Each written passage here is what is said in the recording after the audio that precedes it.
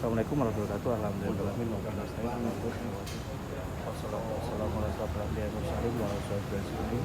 Assalatu wassalamu ala sayyidi ya Rasulullah uzbiyadi pelati ini. Apakah biaya untuk pengadilan perdata itu mahal apa murah? Ini pengalaman langsung dari ayah mertua saya. Jadi intinya gini, kalau saya sih murah, karena apa? Karena saya gugat sendiri Tapi kalau ini tergantung Anda juga dengan aset yang jadi ini yang disengketakan ini.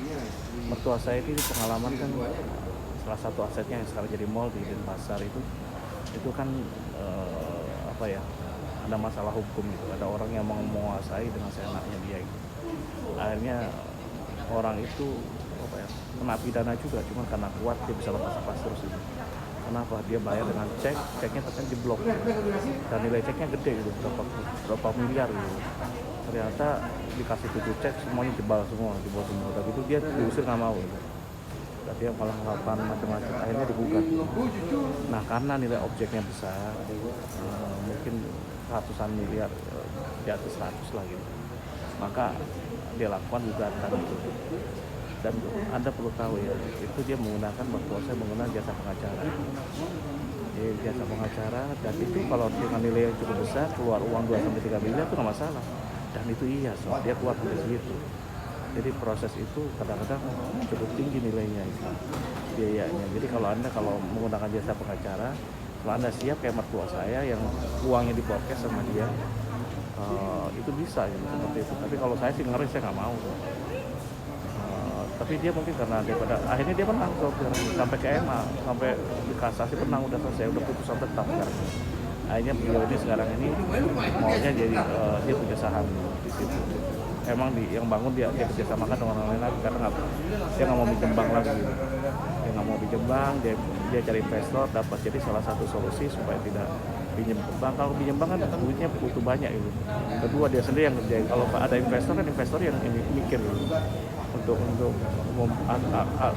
agar uangnya balik. Akhirnya jadilah mall yang bagus itu, level 21 mall. Itu salah satu mall yang cukup lama di Denpasar, sekarang itu terbaik loh. Parkiran juga luas di belakang, paling luas mungkin parkirannya, kalah yang lainnya karena ada upah khusus gitu. Nah itu dia, mallnya nggak terlalu besar tapi lumayan gitu, ramai tapi ikonik lah gitu, bagus ininya. Karena apa? Karena didesain dengan bagus oleh investor mau rugi, alhamdulillah. Tapi emang berbagi share gitu. Itulah ilmu berbagi. Baik lagi, dan itu ketika menangkan itu biayanya besar seperti biaya hukum itu. Jadi saya nggak ngerti apapun ya, saya hanya tahu itu dia hanya ngasih bisikan katanya habis 3 mungkin 3,5. Tapi anggaplah dengan nilai 100 miliarnya kan cuma berapa persen gitu, cuma 3,5% ya kan wajar aja keluar daripada kehilangan aset ratusan miliar. Karena yang dilawan orang kuat juga, yang double kuat, tapi artinya kalah juga dia. Dan itu karena yang nyokong dananya yang kalah itu diputus. Nah dia aja kerjasama BPD-nya, Bang Dagang BDB-nya. Karena ternyata saya waktu itu ngasih saran ke dia, Pak kalau orang kayak gini, kalau dia mertuanya pasti keluarganya pasti benar. Ternyata yang ngopang keluarganya itu, dia itu di bisnis itu dia menipu sana sini termasuk keluarganya itu. Dia keluarganya dirugikan, daripada kita berperang dengan sama-sama gajah kan susah, nanti yang mati kan banyak orang nih. Lebih baik kita kerjasama dengan gajahnya, yang mati biar si Sultan Cite-nya, yang mati yang itunya ini. Benar, alhamdulillah. Setelah bagus, setelah terjalin kerjasama dengan si Bang Dagang Balinya, kan nggak ada pasokan data, ya udah selesai, dia kalah, nggak bisa ngapa-ngapain lagi karena kan butuh data gitu.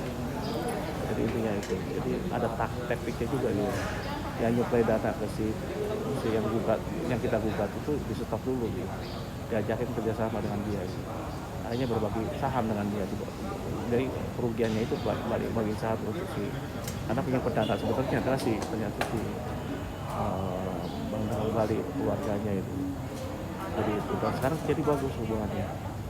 Itulah pengalaman dia ketika dia menggunakan berapa sih biaya kira-kira. Nah, kalau Anda perkirakan sendiri, kemarin teman saya yang melakukan gugatan nggak kuat 70 jutaan, 80 juta, 70-an, 50 juta lebih, jeblak gitu, hanya kalah di pengadilan negeri, dia nggak bisa naik ke pengalian tinggi.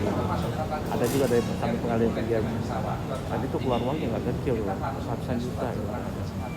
Jadi pikirkan dulu ketika Anda mau, apakah Anda, kalau Anda dananya kuat, waktunya cukup, boleh lah. Anda nggak mau keganggu. Tapi kalau Anda masih muda ini, ya lakukan aja. Kalau mertua saya kan udah tua, sudah 60-an waktu itu dia waktu juga tuh. Nah, kita muda-muda ini di bawah 60 ya wajar aja kita ini dulu lakukan itu. Kalau salah banyak salahnya, kalau kurang banyak kurangnya. Wabillahi taufiq wal hidayah. Assalamualaikum warahmatullahi wabarakatuh.